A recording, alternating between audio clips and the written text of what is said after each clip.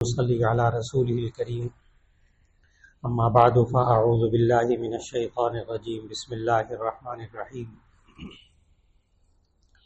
محمد رسول اللہ والذین معه اشداء علی الکفار رحماء بینہم تراہم رکعا سجدا یبتغون فضلا من اللہ ورضوانا سیماہم فی وجوہہم من اثر السجود ذالک مثلہم فی التوراۃ ومثلہم فی الانجیل صدق اللہ العظیم۔ اللہ رب العزت نے انسانوں کو پیدا فرمایا اور انسانوں کی ہدایت کے لیے انبیاء علیہم السلام کو بھیجا۔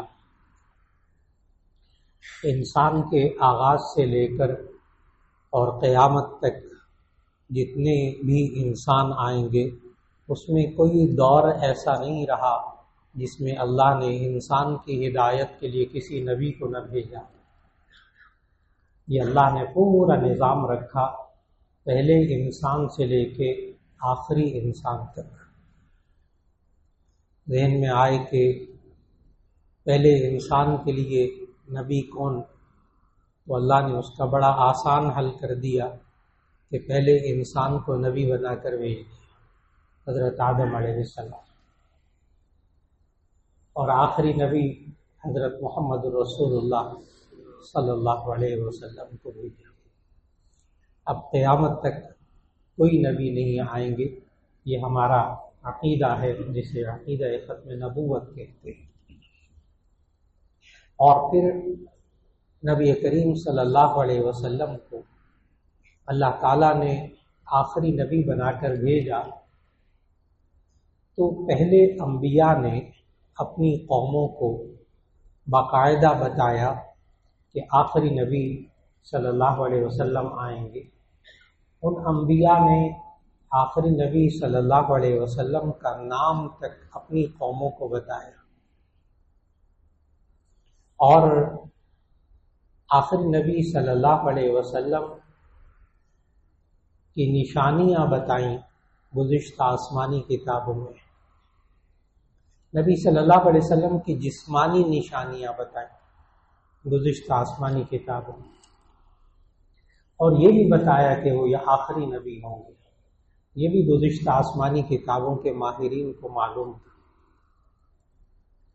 کیا کھائیں گے کیا نہیں کھائیں گے یہ تک گزشتہ آسمانی کتابوں میں موجود تھا۔ نبی صلی اللہ علیہ وسلم کے صحابہ کیسے ہوں گے، ان کی کیفیات کیسی ہوں گی، یہ تک گزشتہ آسمانی کتابوں میں موجود تھا۔ میں نے عرض کیا کہ نبی کریم صلی اللہ علیہ وسلم کا نام مبارک تک گزشتہ آسمانی کتابوں میں موجود تھا، اور یہ بات اللہ تعالیٰ نے ہمیں قرآن مجید میں بتائی۔ سورہ صف کے اندر اللہ تعالیٰ نے آیت نمبر 4 میں فرمایا، وَإِذْ قَالَ عِيسَى ابْنُ مَرْيَمَ يَا بَنِي إِسْرَائِيلَ إِنِّي رَسُولُ اللَّهِ إِلَيْكُمْ مُصَدِّقًا لِمَا بَيْنَ يَدَيَّ مِنَ التَّوْرَاةِ وَمُبَشِّرًا بِرَسُولٍ يَأْتِي مِن بَعْدِي اسْمُهُ أَحْمَدُ صلی اللہ علیہ وسلم۔ حضرت عیسیٰ علیہ السلام نے اپنی قوم کو اس آیت کے مطابق اپنی قوم کو 3 باتیں بتائیں، 3 ہدایات دی۔ اذ قال عیسی ابن مریم یا بنی اسرائیل انی رسول اللہ علیکم، اے بنی اسرائیل میں تمہاری طرف اللہ کا رسول بنا کر بھیجا گیا۔ ایک بات تو یہ بتائی۔ عیسائیوں نے اس بات کا بھی خلاف کیا، ان کو رسول اللہ کے بجائے ابن اللہ بنا دی، اللہ کا بیٹا بنا دی۔ یہ بھی قرآن مجید میں موجود ہے۔ وقالت اليہود عزیر ابن اللہ وقالت النصارى مسیح ابن اللہ۔ یہود نے کہا عزیر علیہ السلام اللہ کے بیٹے، اس طرح یہود بھی شرک میں مبتلا ہو گئے۔ وقالت النصارى مسیح ابن اللہ، عیسائیوں نے کہا عیسیٰ علیہ السلام اللہ کے بیٹے، وہ بھی شرک میں مبتلا ہو گئے۔ تو میں نے عرض کیا کہ عیسیٰ علیہ السلام نے تو ایک بات تو یہ کہی اپنی قوم کو کہ اے میری قوم انی رسول اللہ علیکم، میں تمہاری طرف اللہ کا رسول بنا کر بھیجا گیا ہوں۔ نمبر 2 ومبشرا برسول یأتی من بعد اسمہ احمد ومصدقا لما بین یدی من التوراۃ، اور جو تمہارے سامنے تورات ہے نا، اس کی میں تصدیق کرتا ہوں کہ یہ آسمانی کتاب ہے، لیکن عیسائی اس کا بھی انکار کرتے تھے۔ اور تیسری بات یہ بتائی ومبشرا برسول یأتی من بعدی اسمہ احمد، اور خوشخبری دینے والا ہوں ایک ایسے رسول کی جو میرے بعد آئیں گے اور ان کا نام احمد ہوگا صلی اللہ علیہ وسلم۔ آج کل جو آپ کا کیلنڈر چل رہا ہے ستمبر اکتوبر، یہ عیسوی کیلنڈر ہے، 2023 ہے ہم، یہ عیسیٰ علیہ السلام سے کیلنڈر شروع ہوا، اور نبی کریم صلی اللہ علیہ وسلم عیسوی کیلنڈر کے اعتبار سے تشریف لائے تھے سن 571 عیسوی کو، اپریل کا مہینہ تھا، اور 571 عیسوی تھی جو آج کل 2023 ہے۔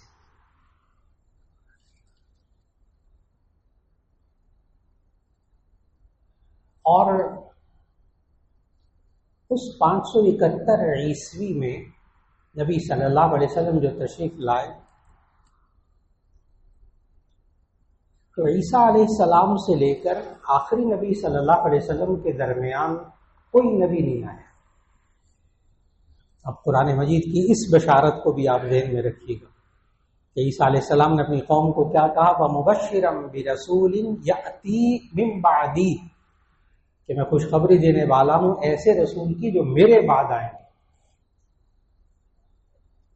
اور پھر عیسیٰ علیہ السلام اور نبی صلی اللہ علیہ وسلم کے درمیان کوئی نبی نہیں آیا۔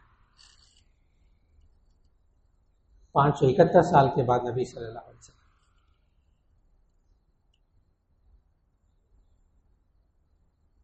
اور نام تک دیکھیے قرآن مجید سے ہمیں معلوم ہو رہا ہے کہ انہوں نے کہا من بعدی اسمہ احمد، ان کا نام احمد ہوگا۔ اور آپ کو یاد ہوگا کہ نبی صلی اللہ علیہ وسلم کا نام جو احمد رکھا گیا وہ کس طرح رکھا گیا؟ محمد نام تو صلی اللہ علیہ وسلم آپ کے دادا نے رکھا، جناب عبد المطلب نے، اور یہ نام بھی اللہ کے ہاں سے پہلے سے لوح محفوظ میں لکھا ہوا تھا، یہ اللہ ہی دلوں میں ڈالتا ہے۔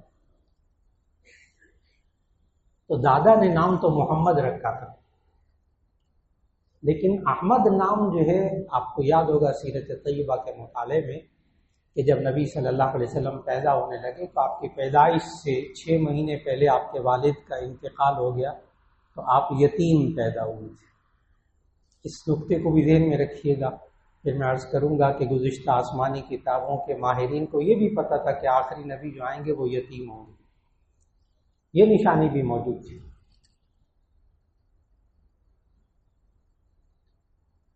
تو 6 مہینے پہلے والد کا انتقال ہوا، جناب آمنہ آپ کی والدہ محترمہ، ان کو پیدائش سے پہلے خواب آیا تھا کہ آپ کے یہاں بیٹا ہوگا اور اس کا نام احمد رکھیں۔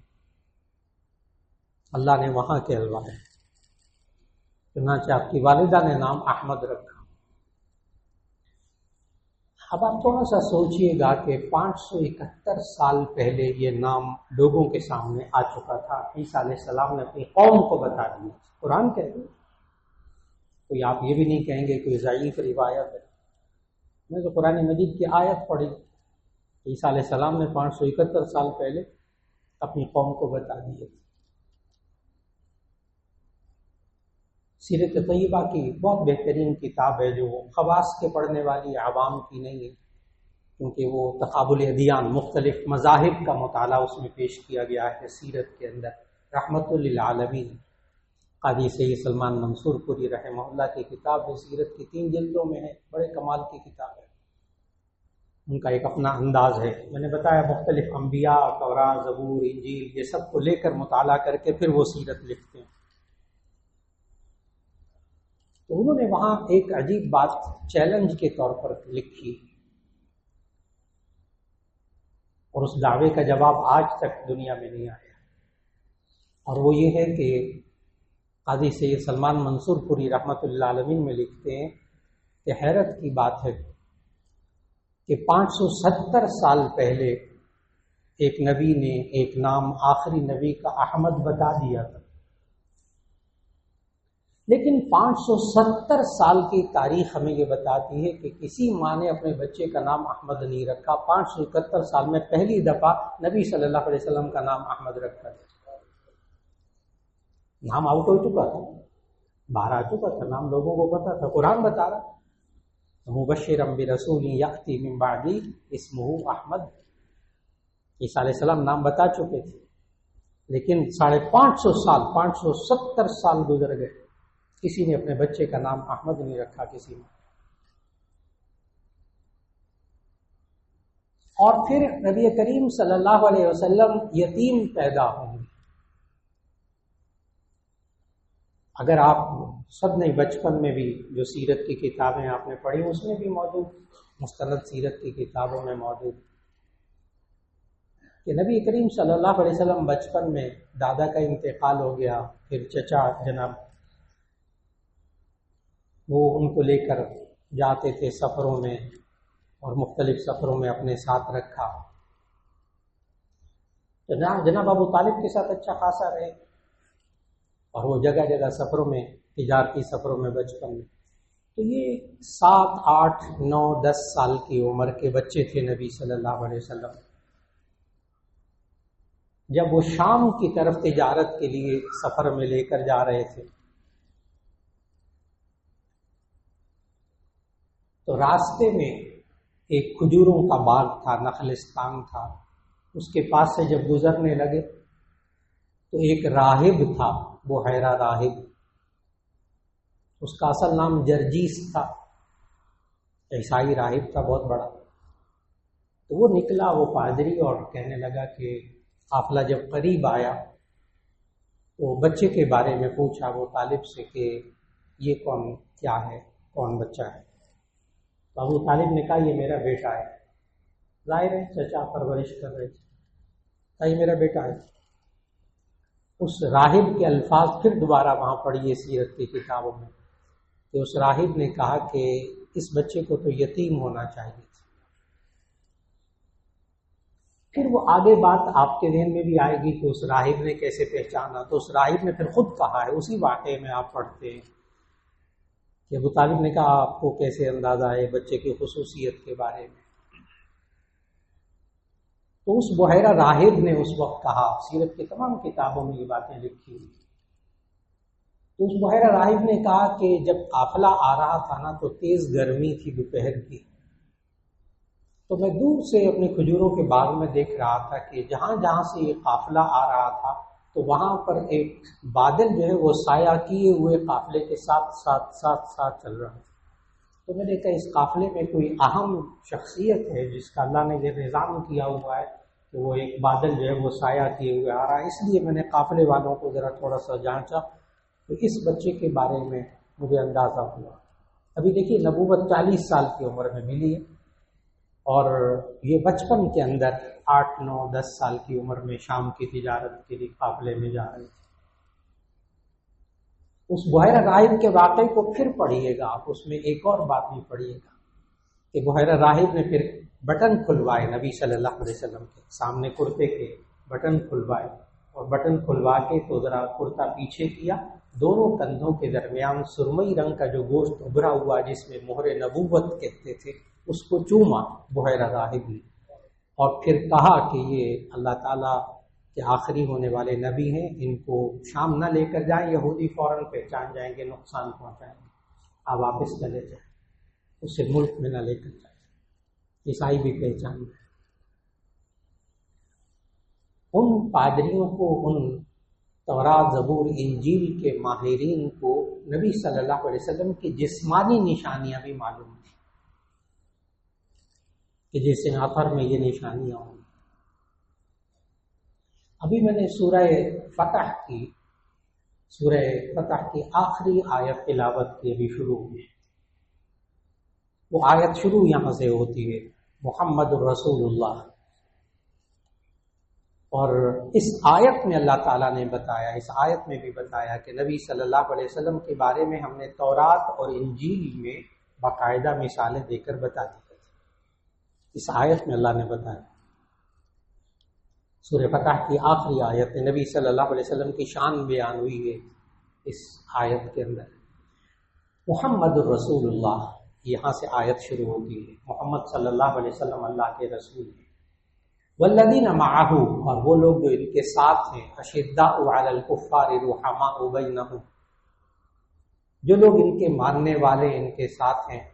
اشداء علی الکفار، کافروں کے لیے انتہائی سخت ہوں گے، لیکن رحماء بینہم، آپس میں بڑے رحم دل ہوں گے.